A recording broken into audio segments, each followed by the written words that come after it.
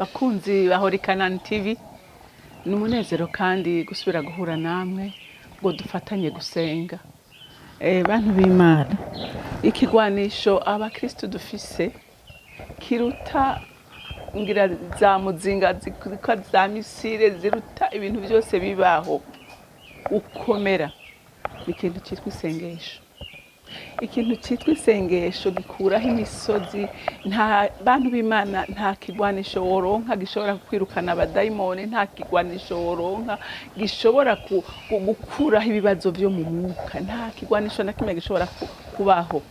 Ariko ikintu cyitwa isengesho gikuraho imisozi, kiri muri misozi kayiterera hariya.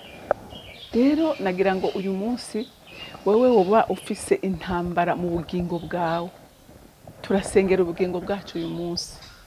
Ushobora kuba ufise intambara, ushobora kuba ufise ikibazo cyakunaniye, umaze igihe uririra Imana, umaze igihe usengera ariko byanse. Ariko ndashaka uyu munsi ngo dufatanye nawe, dufatanye dusengera ubugingo bwacu. Bantu b'Imana, ubugingo bwacu nibwo buzobona Imana. Haleluya. Ubugingo bwacu nibwo buzobona Imana. Rero dukwiye kuteramira usumba uko twoteramira ikindi kintu cyose. Haleluya. Rero Imana nukuri iraza kukugirira neza, ingo dufatanye dusenge. Ariko nashaka dusome ijambo ry'Imana dusengeramo, hanyuma tubone gufata umwanya wo gusengana namwe.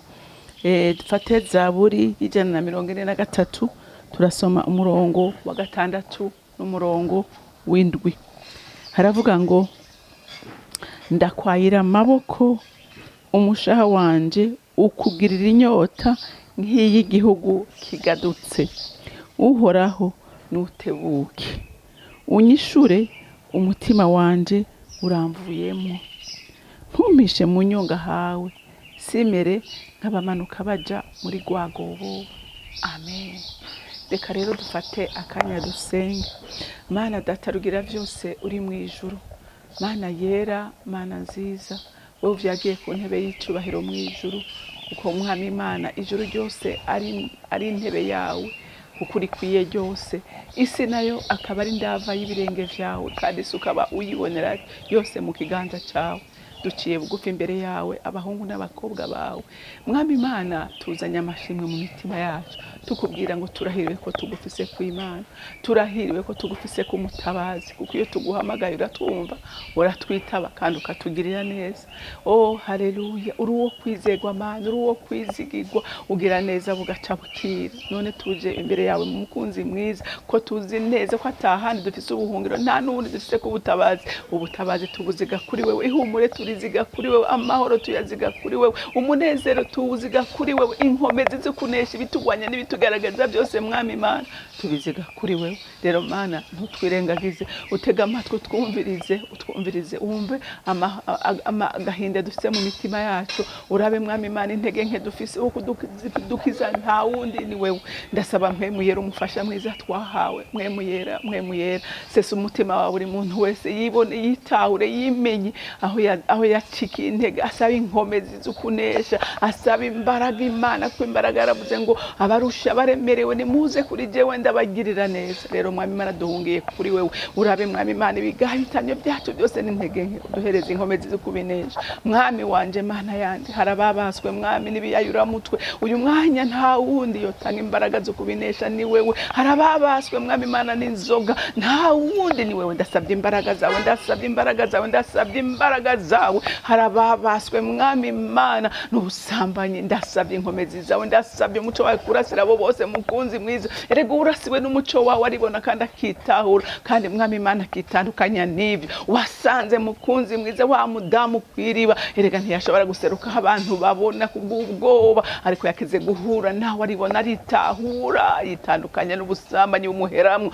Mwami wanje, Mana yanje, niko nsengera Mwami, umuntu wese uyu mwanya arusha aremerewe, abona atahanda aziga ubutabazi, abona ko byose byanse. Uri Imana ishoboye byose, nta kikunanira kandi nta nta kikunaniza kuko wije gutabara nta na kimwe kiguhagarara imbere. Satani ntiyo guhagarara imbere, oya abadayimoni ntiyo guhagarara imbere. Wewe uri hejuru ya byose, uganje byose, ushoboye byose, nta kikunanira kandi nta kikunaniza. Rero Mana turasenze ngo imitima yacu yiruhure Mana, imitima yacu irarushe, agahinda n'umubabaro kuzuye umutima wa benshi, ariko aka kanya ndasenze ngo amahoro yawe Mwami yamanura ngwiriye mu mitima y'abantu bawe abazingamitswe Mwami Imana n'abadayimoni. Umwanya ndasenze ngo imbaraga zibohora zimanuke, zibohora abo bose baboshe, zibohora abo bose Satani yagize imbata. Ndakwinginze rukundo rwanjye, ndakwinginze mahoro yanjye, ndakwinginze byirato byanje bidakoze isoni, ingwara zitandukanye Mana ndasenze ngo umanure ubushobozi bwawe ku muntu wese agwaye. Mukunzi mwiza, imbaraga zikiza zimanuke, zibohore kandi zikiza abantu bawe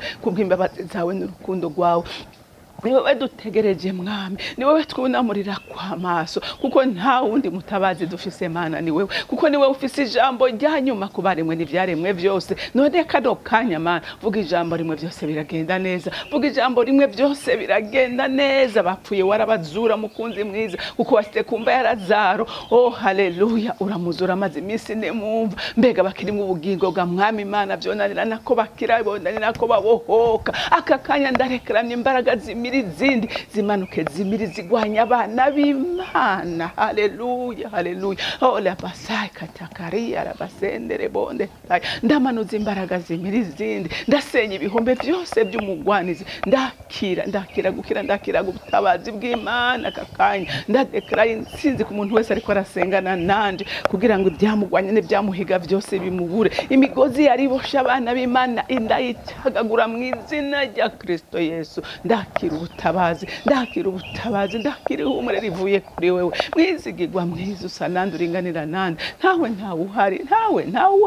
uhari Mwami Imana. Erega iyo utaravuga ntawe uvuga, kuko wewe Mwami Imana ni wowe ufise ijambo rya nyuma ku bantu bose Mwami. Nta na kimwe conanira imbere yawe, ntacyo nigeze kubona. Wa muntu yaramaze imyaka n'imyaniko mu masenga yikebagura, atagira n'umugozi wo kumuboha, wakize guseruka Mwami Imana kurujya musozi, abadayimoni baribwiriza barahunga. Nanjye ndasenze aka kanya tugisenga, reka bari baboshwe n'abadayimoni bumve ijwi ry'Umwami Imana, bahunge burundu mu izina rya Yesu Kristo. Abana b'Imana baboke kandi batabagwe nawe. Uri uwo kwizega Mwami, uri uwo kwizegwa Data, uri umukunzi w'abantu bawe, uri inshuti ya twese, we ntutoranya ku butoni nk'abantu, kuko we ugwishiriza imvura babi n'abeza, kandi wakiriza izuba ryawe abantu bawe. Reka rero izuba ryawe rirasira abantu bose baboshe Mwami, reka izuba ryawe rirasira abagwayi, reka izuba ryawe rirasira abashonje, reka izuba ryawe rirasira abarushe n'abaremerewe, reka izuba ryawe rirasira abahungu n'abakobwa Satani yabohesheje umugozi yose y'uburyo bwose Mana.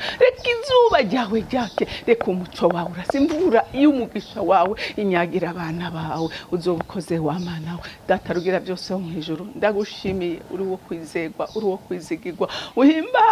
Uhimbazwe, uririmbirwe kandi utazigwe na bose, kuko uri Imana yacu, kuko uri umukiza wacu kandi uri umwungere mwiza.